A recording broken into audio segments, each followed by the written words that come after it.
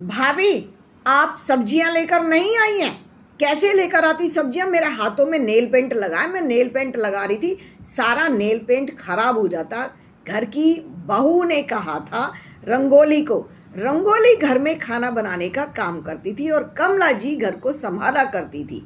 बड़ी बहू का एक ही काम था, डेली नेल पेंट चेंज करना, एक बार लगाना, शाम को उसको उतारना, दूसरे दिन दूसरा लगाना या पार्लर में जाना। लेकिन जो घर की हालत हो चुकी थी उससे सब इरिटेट रहने लगे थे। जैसे ही किशन लाल जी रसोई के अंदर पहुंचे, उन्होंने देखा पूरी तरफ रसोई फैली पड़ी है, यहाँ वहाँ रंगोली। क्या तुम इस घर को पूरा ठीक भी नहीं रख सकती हो? अंकल जी, मेरा काम केवल खाना बनाने का है, वो मैं काम कर देती हूँ। मेरा काम बर्तन मांजने का नहीं है, सफाई करने का नहीं है। खाना बनाने वाली का काम सिर्फ एक होता है, खाना बनाना और अपने घर चले जाना। ये काम बड़ी भाभी का है अंकल जी, मेरा नहीं है। लेकिन बेटा, स्लैब पे तो कपड़ा लगा ही दिया करो, गैस पर तो कपड़ा लगा दिया करो। पहले तो चूल्हे होते थे, चूल्हे को मिट्टी से लीपते थे, खुशबू आया करती थी। क्या तुम्हारे पास 5 मिनट भी ये टाइम नहीं होता कि तुम गैस को साफ करके और रसोई को साफ करके चले जाए? मुझे तो ऐसे लगने लगा जैसे पूरे घर के अंदर धूल मिट्टी जमा हो चुकी है, सफाई घर के अंदर बची ही नहीं है। कमला जी ने कहा, मुझे भी कई दिनों से यही महसूस हो रहा है, लेकिन मेरे अब घुटने जवाब दे चुके हैं। मन बहुत करता है घर को साफ सुथरा रखूं जैसे पहले रखती थी, लेकिन बड़ी बहू तो आ गई है। जो सुख मिलना चाहिए था वो सुख तो बहुत दूर की बात है, वो अपना भी काम कर ले तो बहुत गनीमत है। मैं तो ये शादी करके पछता रही हूँ। तभी बड़ी बहू अंदर से आई थी और उसने कहा था, मम्मी जी ऐसा क्यों नहीं कर लेते कि एक मेड और रख लेते हैं, घर की डस्टिंग कर दिया करेगी। आप सास ससुर दोनों चुप हो गए थे, क्या कहते? वो जानते थे कि बड़ी बहू क्या करती है। अब दोनों सास ससुर सोफे पर बैठे थे और सोफे पर भी जैसे उन्होंने उंगली लगाई थी धूल ही धूल हुई पड़ी थी। ऐसा क्यों नहीं करते, छोटे बेटे की शादी करते लेते हैं।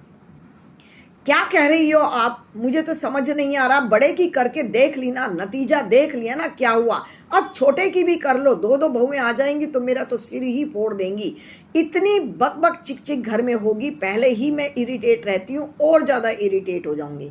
भाग्यवान सारी लड़कियां एक जैसी थोड़ी होती हैं, पांचों उंगलियां बराबर नहीं होती हैं। ये तुमने अपनी पसंद से ही शादी की थी और तुम्हें पता समझ में आ गया कि अब अरेंज मैरिज भी आसान चीज़ें नहीं रह गई हैं। सब लड़कियां सिर्फ अपनी लिपाई पुताई पर ही ध्यान देती हैं, अपने आप को शहजादी समझती हैं और कोई किसी के घर की नौकरानी नहीं समझती है। अब तुम एक काम करो, छोटे बेटे की भी शादी कर डालो, जो होगा देखी जाएगी। अब रिश्ता आया था। रिश्ता जो आया तो उन्होंने कहा, बहन जी हमारी कोई शर्त नहीं है, बस एक ही चीज़ की शर्त है कि मेरी बेटी अभी सीए कर रही है। मैं सिर्फ ये चाहती हूँ मेरी बेटी की पढ़ाई ना छूटे। वो आपसे कोई टाइम भी नहीं मांगेगी, वो परेशान भी नहीं करेगी, लेकिन वो अपनी सीए को कंप्लीट करना चाहती है।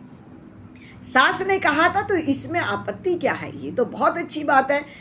ये हमारे ये भी तो टीचर ही रहे हैं और इनको तो बच्चों को पढ़ने और पढ़ाने का वैसे भी बहुत ज़्यादा शौक रहा है। और अब जब से रिटायर हुए इन्होंने अपना छोटा सा बिजनेस स्टार्ट कर दिया है, छोटा सा एक मॉल बना दिया, उसके अंदर ही अब अपना काम करते हैं। जो पैसा इनका रिटायरमेंट का आया था इन्होंने एक छोटा सा मॉल का रूप उसके अंदर दे दिया है।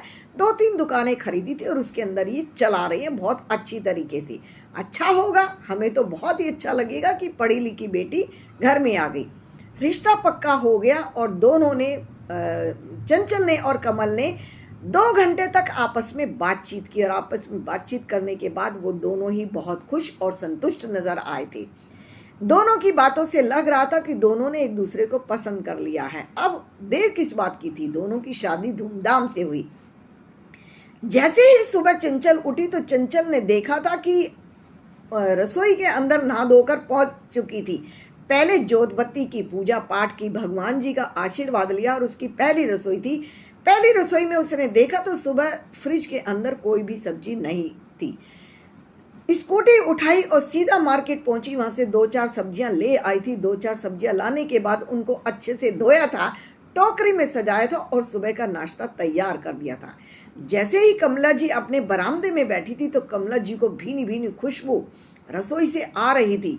आज ऐसा रसोई में कौन आ गया, आज ये रंगोली रसोई में क्या बना रही है। रंगोली की तो कभी इतनी खुशबू नहीं आती है, रंगोली खाना बनाने वाली थी। लेकिन आज का नाश्ता जब डाइनिंग टेबल पे लगा था तो सब ने एक साथ कहा था, वाह आज तो रंगोली तुमने कमाल कर दिया, इतना अच्छा नाश्ता, लगता है कि माँ के हाथों के बाद इतने दिनों बाद हमने घर का ऐसा खाना खाया। आंटी जी ये खाना मैंने नहीं बनाया, ये छोटी बहू चंचल ने बनाया है। चंचल चंचल ये इतनी सब्जियां कहाँ से आ गई, फ्रिज में तो कोई सब्जी थी ही नहीं। मम्मी जी मैं सुबह मार्केट गई थी और वहां से ले आई। तुम्हें यहाँ की मार्केट कैसे पता। मम्मी जी आजकल मार्केट कहाँ नहीं होती है, जहाँ घर बसे होते हैं वहाँ मार्केट जरूरी होती है। सुबह स्कूटी पे गई थी और लेकर आ गई थी। बहू ये तुम्हारी पहली रसोई थी।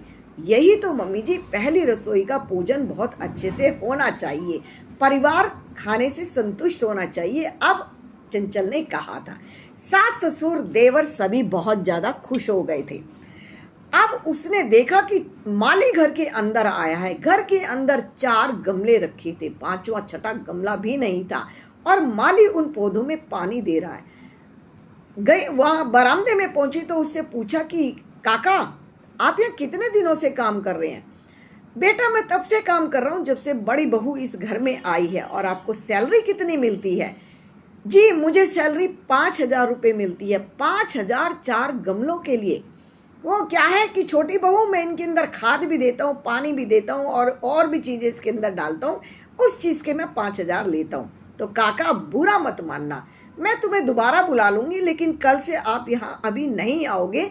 जब मैं और गमले लेकर आऊँगी, मैं यहाँ पर बागवानी बना दूँगी, तब मैं आपको दोबारा बुला लूँगी।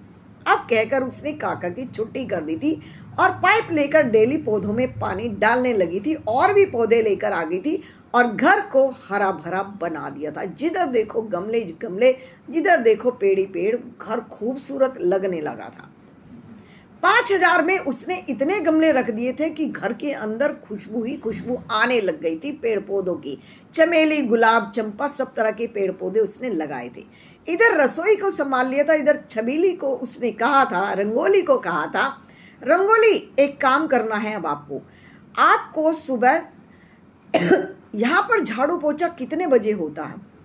वो क्या है कि छोटी भाभी झाड़ू पोछा तो 1 बजे होता है। किसी के घर में झाड़ू पोछा 1 बजे होता है। सुबह सुबह 7 बजे अगर तुम्हें झाड़ू पोछा करना है तो तुम्हें 2,000 एक्स्ट्रा मिलेंगे। नहीं तो वो जो झाड़ू पोछे वाली आती है उसको मैं हटा दूंगी और मोप लाकर उससे झाड़ू पोछा करूंगी। बताओ दोनों की दोनों तय कर लो, 7 बजे झाड़ू पोछा कौन करेगा। क्योंकि लक्ष्मी तो सुबह सुबह ही आती है जब घर में साफ सफाई होती है। झाड़ू पोछा के साथ तुम्हें डस्टिंग भी करनी पड़ेगी, इस चीज का पूरा ध्यान रखना। पैसे तुम्हारे काम देखकर बढ़ाऊंगी, उससे पहले मैं पैसे नहीं बढ़ाऊंगी। अब दोनों समझ चुकी थी। जी छोटी भाभी मैं सुबह सुबह झाड़ू पोछा कर दिया करूंगी। 1 हफ्ते के अंदर घर का रूप रंग बदल चुका था और वो दोपहर के टाइम अपनी सीए की पढ़ाई करा करती थी क्योंकि एग्जाम भी आ गए थे। बड़ी बहू ने तुरंत अपनी माँ को फोन मिलाया, माँ मेरे घर का नक्शा बदल चुका है, सब के सब छोटी बहू के गुणगान करते हैं, मेरा तो जैसे पत्ता ही साफ हो गया। तो मैंने तो तुम्हें पहले ही कहा था, देवरानी जिठानी किसकी सगी होती हैं, वो कभी किसी की सगी हुई है क्या जो तेरी सगी होगी। तेरी चाची की और मेरी कभी कभी बनती देखी है क्या, वो अपने घर की तू अपने घर की। अब तुझे एक काम करना पड़ेगा, जो भी काम वो करती है रंगोली से कहकर उसके काम को बिगड़वाना शुरू कर दे। जैसे जैसे क्या करूं मम्मी, जैसे क्या करना है, जैसे खीर में नमक डलवा दे, सब्जियों में मिर्च डलवा दे, इस तरह की हरकतें रंगोली से करवाना शुरू कर दे, रंगोली की मुट्ठी गर्म कर दे। ठीक है मम्मी जी, जैसे आप कहोगी मैं ऐसे कर दूंगी। लेकिन उसे नहीं पता था कि दरवाजे के पीछे कोई छुपकर सुन रहा है। अब उसने यही काम करना शुरू कर दिया और कमला जी उन दिनों घर के अंदर नहीं थी। जैसे ही सब्जियों में गड़बड़ होने लगी और जैसे ही घर का माहौल खराब होने लगा, अब सीए की पढ़ाई में भी रुकावट आने लगी थी। उसे टाइम नहीं मिलता था और घर में चिक चिक होने लगी थी। तो चंचल ने सोचा इससे अच्छा है कि एग्जाम आ रहे हैं। उसने अपने पति से पूछकर अपनी किताबें पैक की और अपने पीहर में चली गई, क्योंकि उसे खुद समझ नहीं आ रहा था जो घर उसने संभाल लिया था उसमें ऐसी गड़बड़ क्यों होने लगी। लेकिन जिसने दरवाजे के पीछे चुप कर सुना था उसने तुरंत कमला जी को फ़ोन कर दिया और कहा कि मम्मी इस तरह से घर में बात हुई है, आप आ जाइए क्योंकि छोटी भाभी अपने घर में जा चुकी हैं। 2 दिन के बाद कमला जी वापस आई थी और साथ में आई थी छोटी बहू। छोटी बहू को देखकर बड़ी बहू चौंक गई थी। ये मम्मी जी के साथ में कैसी आ गई? बड़ी बहू, ये तुमने क्या हरकतें करी? तुम्हें क्या लगा कि इसने घर संभाल लिया, इसने ऑफिस संभाल लिया, इसने तेरे पापा जी के काम संभाल लिए? मॉल का सारा हिसाब किताब देखने लगी थी छोटी बहू, क्योंकि सीए थी वो। उसके अंदर कितनी गड़बड़ी हो रही थी, कितना प्रॉफिट हो गया था, वो सारा ही चेक किया करती थी। तुझे इससे जेलस होने लगी थी क्योंकि छोटी बहू ने काम संभाला था। अब बड़ी बहू शर्मिंदा हो चुकी थी। साफ साफ बता दिया था कि मेरी मम्मी ने ही मुझे बताया था कि इस तरह से रंगोली को अपनी मुट्ठी में कर ले और रंगोली की मुट्ठी गर्म कर दे। तो खाना बनाने वाली को तूने अपने फेवर में कर लिया। अरे वो तो नौकरानी है, नौकरानी को फेवर में करना कौन सी बड़ी बात है? उन बेचारों को तो थोड़े से पैसे दे दो, वो अपना मुंह बंद रख लेते हैं। लेकिन तेरे ही सामने आज रंगोली के मुंह से निकलवा दूंगी कि उसने कौन सी गलती करी थी। रंगोली को बुलाया, रंगोली रसोई में से आई। हाँ जी आंटी जी कहिए, साफ साफ बता कि खीर के अंदर नमक किसने डाला था, उस दिन सब्जी के अंदर मिर्च किसने डाली थी, और पौधों के अंदर ज्यादा पानी किसने दिया था। रंगोली ने डरते डरते पहले बड़ी बहू की तरफ देखा और साफ साफ बता दिया, आंटी जी मुझे बड़ी बहू ने 500 रुपये दिए थे, तो 500 रुपये में अपना दीन ईमान बेच गई और तुझे ये नजर नहीं आया छोटी बहू ने घर को संभाल लिया था। अब बड़ी बहू ने अपनी सास के सामने और परिवार के सामने माफी मांग ली थी। बेटा, माँ के साथ बात करना बुरा नहीं है, लेकिन माँ तुझे क्या सब सीख दे रही है? तू इतनी छोटी बच्ची भी नहीं है, तू 16 साल की है या तू बालिका वधू है। तेरे अंदर इतना दिमाग नहीं है कि तुझे क्या करना है और क्या नहीं करना है। तूने उनके कहने पर छोटी बहू को जलील करने की कोशिश की, ये तूने अच्छा नहीं किया। अब अगले दिन बड़ी बहू भी उठकर रसोई में जाने लगी थी। ऐसे लगा था जैसे कि कोई अनोखा ग्रह कुछ काम करने लगा हो। दोनों बहुओं ने मिलकर घर को संभालना सीख लिया था। छोटी बहू ने कहा था, देखो भाभी, परफेक्ट तो मैं भी नहीं हूँ, मैं भी धीरे धीरे काम कर ही रही हूँ। मेरी भी ससुराल है, आपकी भी ससुराल है। बड़ी बहू ने कहा कि मुझे ऐसा लगा था कि तुम सबको अपनी फेवर में कर लोगी, प्यार मोहब्बत से रहोगी और फिर सारा का सारा हिस्सा बड़ी मम्मी जी तुम्हें दे देंगी। इस चीज़ से मैं डर गई थी और मेरी माँ ने मुझे एक गलत सलाह दे दी थी। सुनो, मैं किसी से हिस्सा क्यों लूँगी और अभी से हिस्सा क्यों लूँगी? पूरे जीवन रिटायरमेंट का पैसा सास ससुर का है, मेरा कौन सा हक बनता है कि मैं उनसे हिस्सा मांगूं? और आपने ये क्यों नहीं देखा बड़ी भाभी कि मैं तो पढ़ाई कर रही हूँ। पढ़ाई का मतलब मैं अपना आत्मसम्मान खोना नहीं चाहती हूँ। मैं आत्मसम्मान के साथ अपना पैसा कमाऊंगी और अपना घर बसाऊंगी, अपना घर भी खरीदूंगी और सास ससुर के साथ भी रहूंगी। मेरी माँ ने मुझे संस्कार पढ़ाई के तो दिए हैं, लेकिन पढ़ाई के साथ साथ मुझे घर बसाने के भी संस्कार दिए हैं। अब छोटी बहू ने बड़ी बहू को समझा दिया था और बड़ी बहू ने पूरे परिवार से माफ़ी मांग ली थी और परिवार हंसी खुशी कमला जी ने फिर से बसा दिया था।